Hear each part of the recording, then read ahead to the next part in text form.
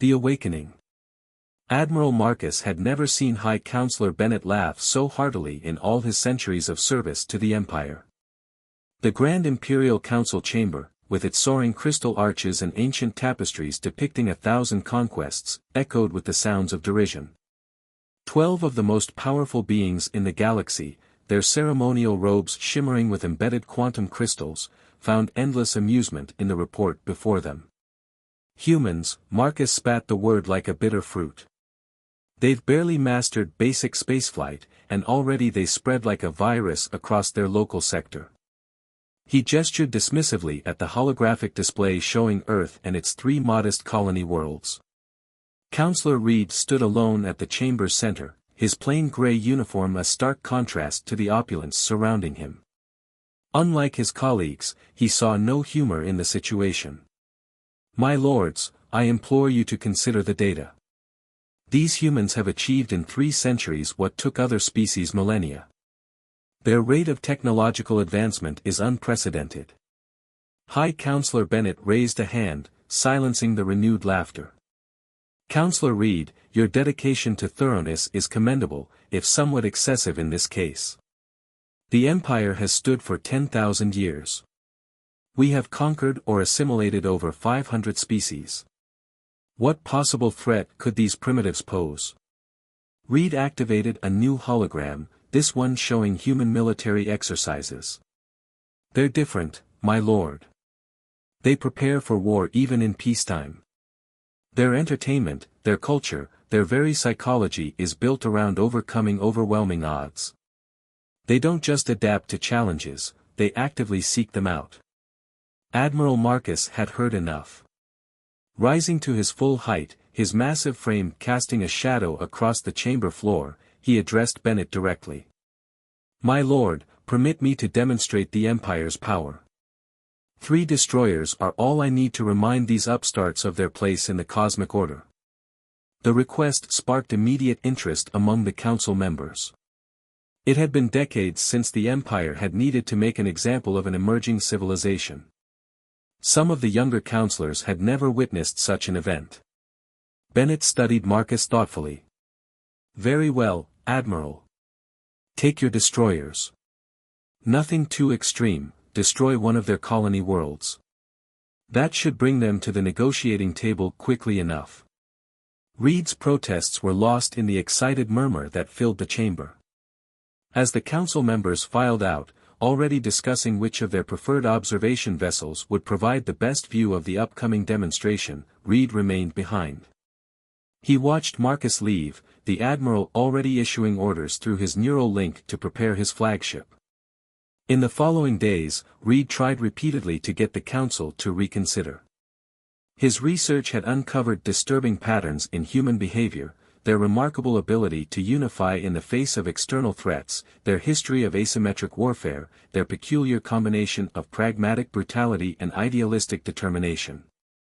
But his warnings fell on deaf ears.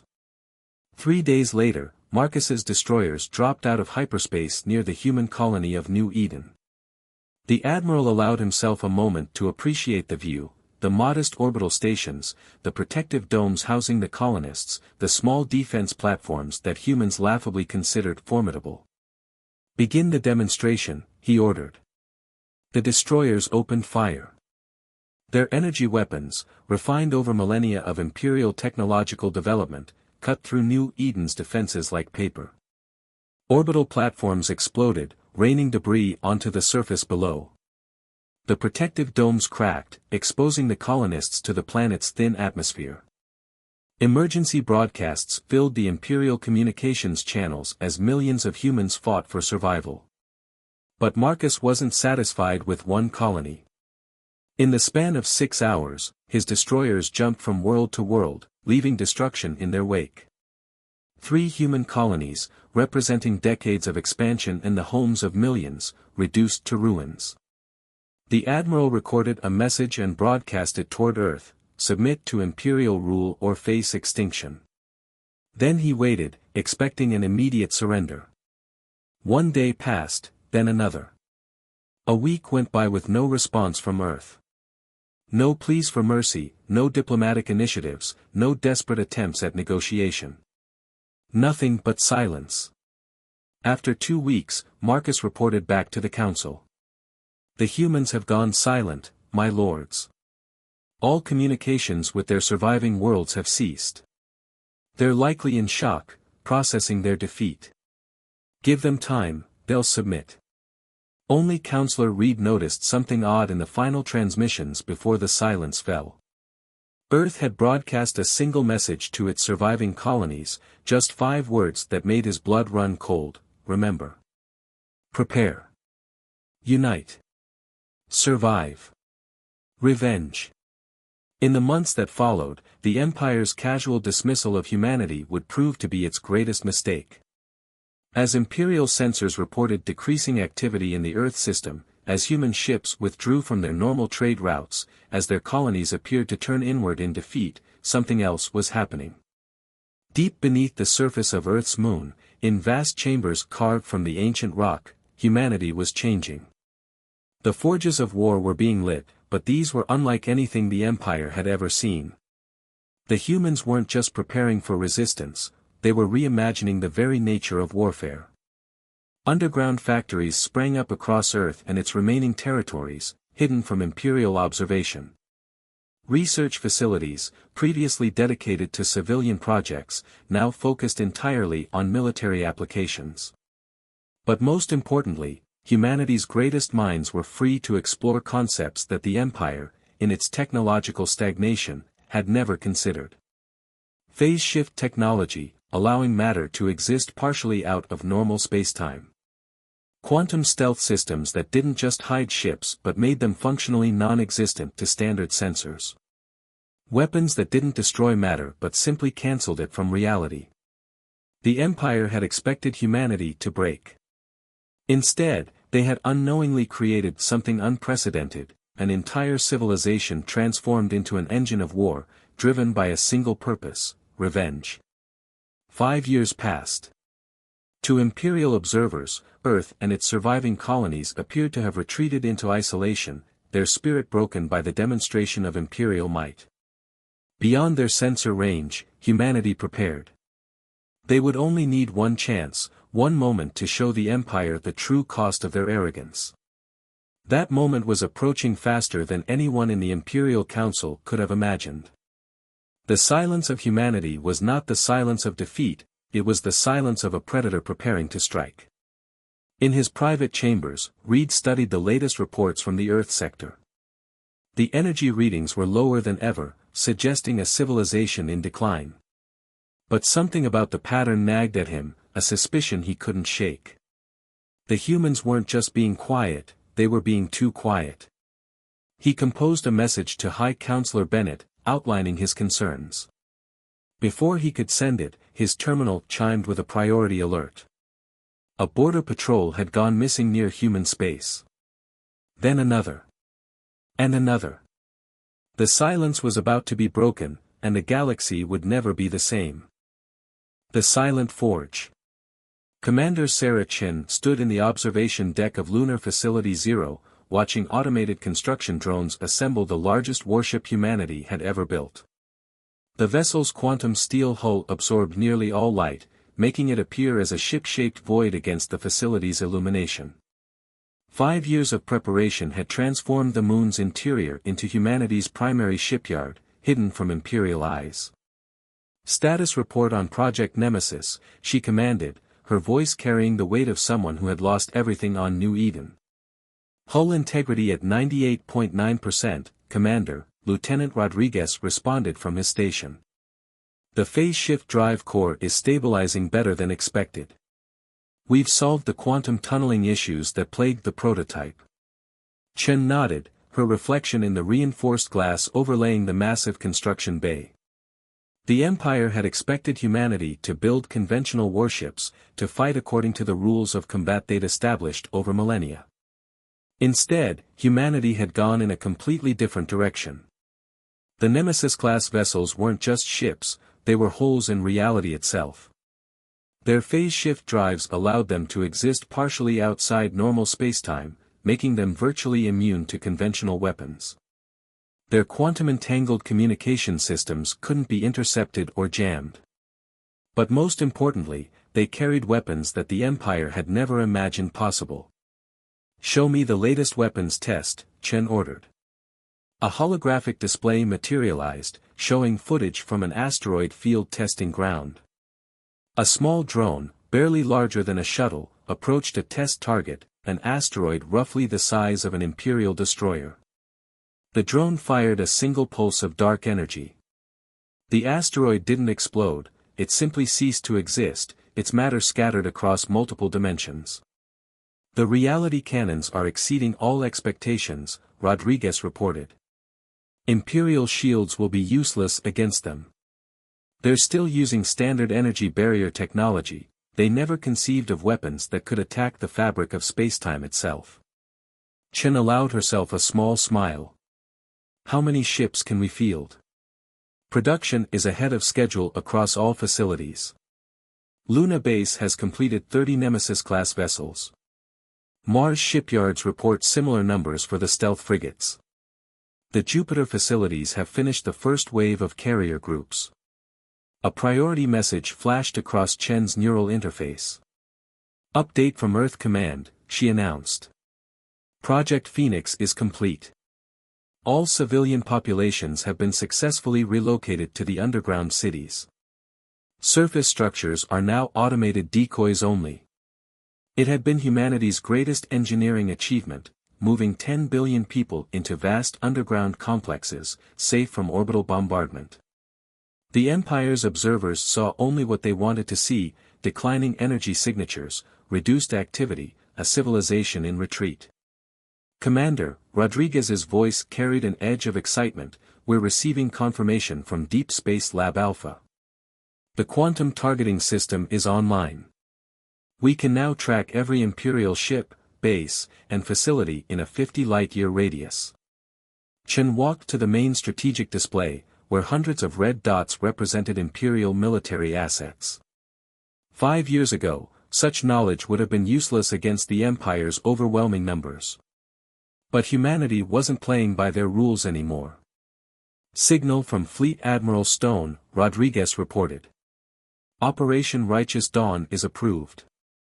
All units are to begin final preparations." Chen's neural interface connected her to the ship's AI, displaying the planned attack vectors. The first wave would target the Empire's critical infrastructure, shipyards, fuel refineries, communication hubs. The second wave would neutralize their major fleet concentrations. The final wave would strike at the heart of Imperial power itself. "Send word to all department heads," Chen ordered. "I want final readiness reports within 12 hours. And Rodriguez, send a message to my daughter on Earth. Tell her I'll see her when this is over." As Chen left the observation deck, she passed dozens of workers heading to their stations. Their faces showed the same determination she felt, the look of people who had spent 5 years preparing for one moment, one chance at revenge. Deep beneath the surface of Mars, Dr. Elena Volkov supervised the final testing of humanity's latest weapon. The quantum laboratories stretched for kilometers through the red planet's crust, hidden from Imperial detection by layers of rock and advanced stealth fields. "Begin test sequence," she commanded. In the chamber before her, a prototype of the new quantum disruption field sprang to life. The air within the test area seemed to ripple, like heat waves rising from hot pavement. "Field stability at 99.7%, her assistant reported. "No quantum decay detected." Volkov watched as various objects were passed through the field: metal, ceramic, even living tissue. All emerged unchanged. But when they activated an Imperial shield generator salvaged from debris 5 years ago, the results were dramatically different. The shield flickered and died instantly. The generator itself began to break down at the atomic level, its carefully ordered structure dissolving into chaos. The Empire built their entire defensive doctrine around energy shields, Volkov explained to the observing military officers. They never considered that someone might find a way to attack the quantum structure of matter itself. "Their shields don't just fail against our weapons, they become a liability, a pathway for total molecular dissolution. In another section of the facility, engineers were putting the finishing touches on the stealth systems that would allow humanity's fleet to strike without warning. They had discovered a way to bend not just light, but the very fabric of spacetime around their ships. To Imperial sensors, they would be literally invisible until the moment they opened fire. Above Mars, the first wave of stealth frigates conducted their final training exercises. Their crews had spent 5 years practicing for battles that would last only minutes. Every scenario, every possible Imperial response had been analyzed and countered. Message from Earth Command, Volkov's neural interface chimed. The Titan facilities have completed production of the quantum warheads. All planetary defense systems are ready. She pulled up the latest intelligence reports. The Empire continued its business as usual, never suspecting that their seemingly defeated opponents had transformed into something beyond their comprehension. Their patrol routes remained predictable, their defenses oriented toward conventional threats. They expect us to either stay broken or to fight like they do, Volkov mused. They cannot imagine that we've moved beyond traditional concepts of warfare. In high orbit around Jupiter, Fleet Admiral Stone conducted the final review of humanity's combined fleet. Ships of all sizes moved in perfect formation, their dark hulls absorbing the giant planet's reflected light. Advanced AI systems coordinated their movements with precision that would have been impossible for human pilots alone. All fleet elements report ready, his tactical officer announced. Stealth systems are functioning at optimal levels. Weapon yields are confirmed. Jump coordinates are locked. Stone studied the tactical display, showing the positions of every Imperial facility within strike range. The Empire had spent 10,000 years building their military might. Humanity would tear it apart in hours. Signal all commands, he ordered. Operation Righteous Dawn commences in 72 hours. May God have mercy on them, because we will not. Throughout the solar system, humanity's revenge force made its final preparations. In hidden bases across the asteroid belt, special operations teams boarded their stealth insertion ships. On Titan, quantum weapon batteries powered up for the first time. In the Kuiper belt, long-range sensor arrays tracked every Imperial ship movement. The Empire had taught humanity a brutal lesson 5 years ago. Now it was time for humanity to teach them one in return. They would learn that some species should not be provoked, that some lines should not be crossed, that some enemies should be approached with respect rather than contempt. As the hours counted down, Commander Chen returned to her quarters aboard the Nemesis. She looked at an old photo of New Eden before its destruction, at the faces of friends and family now gone. "We're coming," she whispered. "And this time, we're not the ones who will burn." The countdown to humanity's revenge had begun. In 72 hours, the galaxy would learn a terrible truth, that humanity's silence had not been submission, but preparation for a war unlike any the Empire had ever faced. The sleeping giant had awakened, and it had spent 5 years learning how to kill gods. First blood.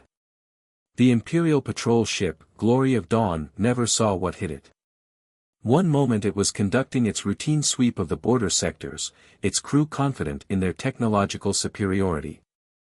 The next moment, reality itself seemed to twist. The patrol ship split apart, its atomic bonds severed by weapons that defied Imperial physics.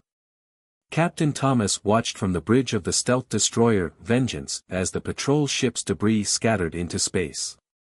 His vessel remained invisible, a ghost in the void. Around him, his crew worked in complete silence, their movements precise and practiced after years of preparation. "First blood," he whispered. "Begin Phase 1. Across 15 crucial Imperial systems, human stealth ships emerged from their hiding spots. They had been waiting for months, gathering intelligence, identifying targets. The Empire's arrogance made it easy, they never thought to look for ships that could bend light itself. In the Imperial shipyards above Centauri Prime, Admiral Robert Black watched through his tactical visor as 30 human vessels appeared from nowhere. His strike force had a simple mission: destroy the Empire's ability to build warships. All ships, weapons free, Black ordered. Remember New Eden. The phase shift cannons fired. Imperial shields might as well have been paper. The massive construction docks simply ceased to exist, their matter scattered across dimensions. 5 years of weapons development had created something the Empire had never imagined possible. On the Imperial core world of Nexus 2, Commander Wilson's strike team hit their military command centers. The Empire's most advanced detection systems couldn't track the human ships. Their best weapons couldn't touch them. It wasn't a battle, it was a slaughter. "Sir," Wilson's tactical officer reported, "Imperial reinforcements arriving. 3 destroyer groups." Wilson didn't even blink. "Show them what humanity has learned about warfare." The human ships moved like dancers, their maneuvers impossibly precise. Imperial targeting computers couldn't keep up. The destroyers fired blindly into space, their shots passing harmlessly through areas where human ships appeared to be. Then the phase shift cannons fired again. The Imperial destroyers didn't explode, they simply came apart, their atomic bonds severed by weapons that operated beyond normal spacetime. In the Rigel system, home to the Empire's largest fuel refineries, Captain Mary Parker led her squadron through their defensive grid. 5 years ago, she had been a high school teacher. Now she commanded weapons that could tear reality apart. "All targets marked," her XO reported. "Permission to fire." Parker thought of her students who had died on New Eden. "Permission granted. Burn it all." The refineries erupted in silent flame. The Empire had just lost 40% of its fuel production capability in less than 5 minutes. On Earth, Commander Chen watched the tactical display as reports flooded in. Every strike team was reporting success. The Empire's military infrastructure was being dismantled with surgical precision. "Sir," Lieutenant Rodriguez called out, "Imperial communications are in chaos. They still can't detect our ships properly. They're firing blindly into space." Chen nodded. "Send the signal to begin Phase 2. Let's show them what else humanity has learned in 5 years." Across Imperial space, military bases went dark. Communication hubs fell silent. Shipyards burned. The Empire had spent 10,000 years building its military might, and humanity was taking it apart in hours. In his command bunker, Admiral Marcus of the Empire received increasingly desperate reports. His mighty fleet was being destroyed by an enemy they couldn't see or fight. His strategic reserves were gone. His backup plans were in ruins. "My lord," a junior officer rushed in, "we're detecting new signals. Massive hyperspace disturbances at the edge of our defense perimeter." Marcus felt a chill run down his spine. "What do you mean, massive?" "Sir, it's the main human fleet. These attacks, they were just the advance force."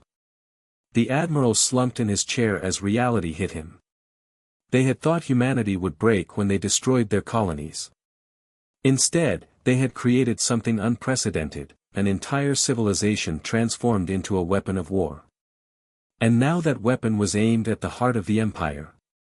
Deep in the void between stars, Fleet Admiral Stone stood on the bridge of the Nemesis, humanity's flagship.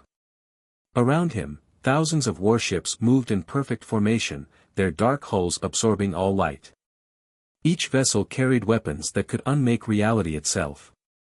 "All fleet elements report ready," his tactical officer announced. Phase 1 and 2 objectives achieved. The Empire's military infrastructure is crippled. Their response capabilities are severely degraded. Stone studied the tactical display showing the heart of Imperial space. 5 years ago, he had watched helplessly as Imperial destroyers burned human colonies. Now he commanded a force that made those destroyers look like toys. "Send word to all ships," he ordered. "Begin final approach. The Empire wanted to teach us our place in the galaxy. Let's show them what good students we've been." The quantum drives engaged, and humanity's main fleet began its advance. The Empire was about to learn that some lessons came with a terrible price. In the Imperial Palace, High Counselor Bennett received the reports with growing horror. The humans weren't just fighting back, they were systematically dismantling everything the Empire had built over millennia. And they were doing it with technology that shouldn't have been possible. How? He demanded of his advisors. How did they advance so far in just 5 years? Counselor Reed, who had warned them about underestimating humanity, spoke softly. My lord, we didn't just attack their colonies. We attacked a species that had spent its entire history preparing for this moment. Every war they fought among themselves was practice. Every story they told about resistance against overwhelming odds was preparation. We didn't break them, we showed them exactly what they needed to become to destroy us. A massive explosion rocked the palace as human stealth ships began their attack on the capital world. Bennett stumbled, his ceremonial robes forgotten for simple combat gear. The evacuation ships are ready, my lord, an aide reported. But Bennett knew it was too late. The Empire had ruled the galaxy through fear and overwhelming force for 10,000 years. They had never imagined that someone would find a way to turn the laws of physics themselves into weapons. As alarms blared throughout the palace, as the sky above the capital filled with ships that bent reality itself, Bennett finally understood what they had done. They hadn't defeated humanity 5 years ago, they had created something new, something terrible. A civilization that had transformed itself into the perfect weapon of revenge. And now, that weapon had come to collect its due. The reckoning. The imperial capital system blazed with the light of 1,000 explosions as humanity's main fleet emerged from quantum space. Fleet Admiral Stone stood aboard the Nemesis, watching as 5 years of planning culminated in this moment. The tactical display showed over 3,000 human warships advancing in perfect formation, their phase shift drives distorting the very fabric of spacetime. Imperial Response Fleet detected, his tactical officer reported. They're mobilizing everything they have left. 5,000 ships, mostly older models pulled from reserve. Stone studied the enemy formations. The Empire was fighting as they always had, arranging their ships in traditional battle lines perfected over millennia of warfare. But they were fighting an enemy that had rewritten the rules of combat itself. All ships, execute Battle Plan Omega, Stone commanded. Show them no mercy. The human fleet split into predefined attack groups, each targeting specific components of the Imperial defense. The Empire's commanders watched in horror as their sensor readings went haywire, unable to maintain lock on vessels that existed partially outside normal spacetime. Commander Chen led the first wave aboard the destroyer Phoenix. Her ship group's target was the Imperial fleet's flagship, a massive dreadnought that had terrorized countless civilizations. Reality cannons charged, her weapons officer announced. Target locked. Chen thought of her family on New Eden.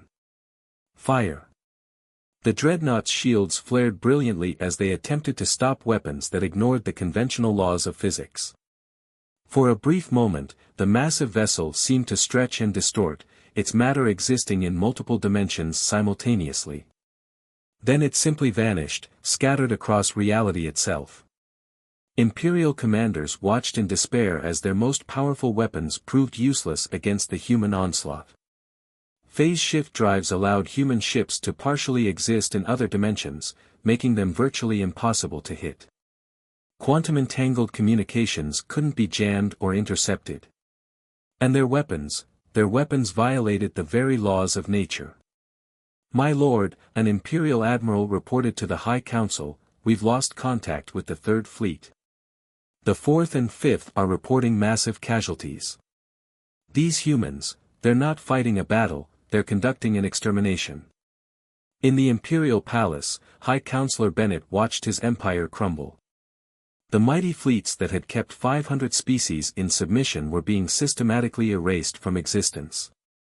The weapons that had conquered a galaxy were proving worse than useless. Send the signal, he ordered, his voice trembling.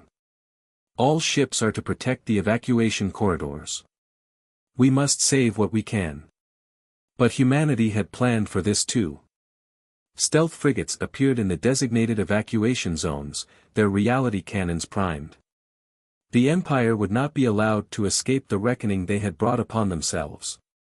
Admiral Marcus, the man who had ordered the destruction of human colonies 5 years ago, stood on his command bridge as the last of his fleet died around him. The mighty Imperial warships, products of 10,000 years of technological development, were being unmade by weapons that shouldn't have been possible. How, he whispered as another squadron vanished from his tactical display. How did they advance so far in just 5 years? The answer came in the form of a transmission from a human vessel, broadcast on all Imperial frequencies. It was Commander Chen's voice, cold and clear. You taught us that the only language the galaxy understands is force. You showed us that mercy is weakness. You demonstrated what happens to those who remain bound by conventional thinking. We learned your lessons well, Admiral. Too well. Stone watched from the Nemesis as the battle, if it could even be called that, entered its final phase. The Imperial fleet was in full retreat, but there was nowhere to run. Humanity had spent 5 years preparing this moment, ensuring that their revenge would be absolute. Signal from Earth Command, his communications officer reported. The quantum sensor network confirms no Imperial ships have escaped the containment zone. We have them all. Stone nodded. Execute final attack pattern. Let's finish this. The human fleet moved as one, their formation spelling doom for the last remnants of Imperial power. Reality cannons fired in perfect synchronization, their effects rippling through spacetime itself. Imperial ships didn't explode or burn, they simply ceased to exist, their very atoms scattered across dimensions. In the Imperial Palace, Bennett watched as the defense grid collapsed. The mighty shields that had protected the capital for 10,000 years proved useless against weapons that attacked reality itself. Through the palace windows, he could see human ships appearing in the atmosphere, their dark hulls reflecting nothing, absorbing all light like artificial black holes. My lord, Counselor Reed said softly, perhaps now would be a good time to discuss surrender terms. But Bennett knew it was too late for that. The humans weren't interested in surrender. They weren't interested in negotiations or terms or promises of reparations. They had spent 5 years preparing not for victory, but for vengeance. As the palace defenses failed and human strike teams began their final assault, Bennett understood the true magnitude of their mistake. They had attacked a species that had spent its entire history preparing for this moment, a species that had turned its greatest weakness, its constant warfare, into its ultimate strength. The Empire had ruled through fear and overwhelming force. Humanity had learned from that example, but they had taken it to extremes the Empire had never imagined possible. They hadn't just developed better weapons, they had fundamentally changed the nature of warfare itself. As quantum bombs began to fall on the Imperial capital, as reality itself was torn apart by weapons born from humanity's drive for revenge, the last High Counselor of the Empire finally understood what they had created. They had wanted to teach humanity its place in the galaxy. Instead, they had taught humanity how to destroy gods. A new dawn. The Imperial Palace burned. Not with conventional fire, but with quantum flames that consumed matter across multiple dimensions. Fleet Admiral Stone walked through its once grand halls, now twisted by weapons that defied physics itself. Behind him, Commander Chen and a team of human officers documented everything before the palace would be erased from existence. Final casualty reports are in, Chen reported, her neural interface streaming data directly from Earth Command. Imperial military losses are total. Their entire command structure has been eliminated. Civilian casualties were minimized thanks to our precision strikes. Stone nodded, approaching the Empire's throne room. The massive doors, once inlaid with quantum crystals from 1,000 conquered worlds, hung broken from their hinges. Inside, High Counselor Bennett waited with the surviving members of the Imperial Council. You could have sued for peace, Stone said, his voice echoing in the cavernous chamber. At any point in the last 5 years, you could have acknowledged your mistake and sought reconciliation. Bennett looked up from his throne, his ceremonial robes tattered. Would you have accepted? No, Stone admitted. But your attempt would have been noted in the historical records. Now, there will be no records. No monuments. No memory of the empire that ruled for 10,000 years. You taught us to be thorough in our vengeance. In orbit above the imperial capital, the combined human fleet maintained their formation. Their dark hulls absorbed all light, making them appear as ship-shaped voids against the stars. Each vessel carried weapons that had rewritten the rules of warfare, transforming humanity from victims into the most feared species in known space. Commander Chen activated a quantum communicator, broadcasting on all frequencies across the former imperial space. Attention all species formerly under imperial rule. The empire has fallen. Their military forces have been eliminated. Their leadership will face justice for their crimes. But this is not the end. This is a beginning. Throughout the galaxy, former imperial subjects watched and listened. Some with fear, others with hope, all with the understanding that everything had changed. Humanity had not just defeated the empire, they had shattered the very foundations of galactic power.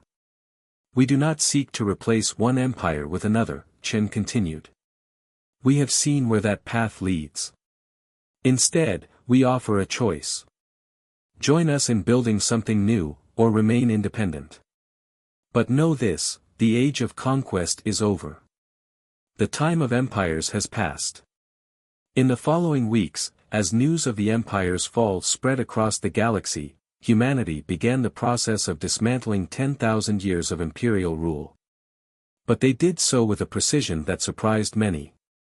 Imperial military installations were destroyed, but civilian infrastructure was preserved. Administrative systems were maintained to prevent chaos. Dr. Elena Volkov, the architect of humanity's quantum weapons, stood in her laboratory beneath Mars, watching the data streams from across former imperial space. We could rule them all, she mused to her colleagues. Our technology is centuries beyond anything they can comprehend. That's exactly why we won't, Fleet Admiral Stone responded, his hologram materializing in the lab. We didn't fight to become the very thing we destroyed. We fought to ensure that no species would ever again suffer what we suffered. On Earth, the underground cities began to emerge. Billions of humans who had spent 5 years preparing for war now faced the challenge of building peace. But they did so with the same determination that had driven their quest for revenge. The former imperial palace became the site of the first galactic concordat. Representatives from hundreds of species, once subjects of the empire, gathered to shape the future. Humanity, the destroyers of empire, now sought to build something unprecedented, a galactic community based on cooperation rather than conquest. Commander Chen stood at the podium, addressing the assembled delegates. 5 years ago, the empire taught us that power was everything. They showed us that mercy was weakness. They believed that fear was the only way to rule. We proved them wrong not just through superior weapons, but through our ability to imagine a different future. The quantum sensors that had tracked imperial fleets were repurposed to monitor space for natural disasters. The stealth technology that had made ships invisible was adapted to protect vulnerable worlds from solar flares. The phase shift drives that had allowed humanity to wage impossible warfare now powered exploration vessels seeking new frontiers. In the ruins of New Eden, the first of the destroyed human colonies, construction began. Not of military bases or weapons factories, but of a memorial. Not just to human losses, but to all species who had suffered under imperial rule. It would stand as a reminder of both the cost of arrogance and the power of transformation. Admiral Marcus, the man who had ordered the destruction of human colonies, stood trial before a tribunal representing all former imperial subjects. His sentence was not death, humanity had moved beyond simple vengeance. Instead, He would spend the remainder of his life helping to rebuild the worlds the Empire had destroyed. You could have broken us, Chen told him during the trial. Instead, you forced us to become something new. Something that could not just destroy an empire, but replace it with something better. 10 years after the fall of the Empire, humanity had kept its promise. The galaxy was not ruled by fear, but guided by cooperation. The weapons that had unmade reality itself were sealed away, a deterrent against any who might dream of building a new empire. Fleet Admiral Stone, now aged but still commanding respect, stood on the observation deck of the Nemesis. The mighty warship had been transformed into a museum, a reminder of both humanity's triumph and its choice to seek a different path. We could have become the new empire, he told a group of students from a dozen different species. We had the power. We had the technology. We had the right of revenge. But true strength isn't in conquering others, it's in conquering our own worst impulses. The galaxy had learned many lessons from humanity's revenge against the Empire. That technological superiority meant nothing without wisdom. That treating others with contempt could awaken sleeping giants. But most importantly, that the greatest victory wasn't in destroying an enemy, but in building something better from the ashes of conflict. As Stone watched the students leave, their young minds filled with dreams of exploration rather than conquest, he smiled. The Empire had wanted to teach humanity its place in the galaxy. Instead, humanity had taught the galaxy a new way to exist. The age of empires was over. The age of humanity had begun. Not as conquerors or rulers, but as guardians of a peace forged in the fires of revenge and tempered by the wisdom of restraint. The silence that had preceded humanity's revenge was replaced by something new, the sound of a galaxy learning to work together, united not by fear of destruction, but by the promise of creation.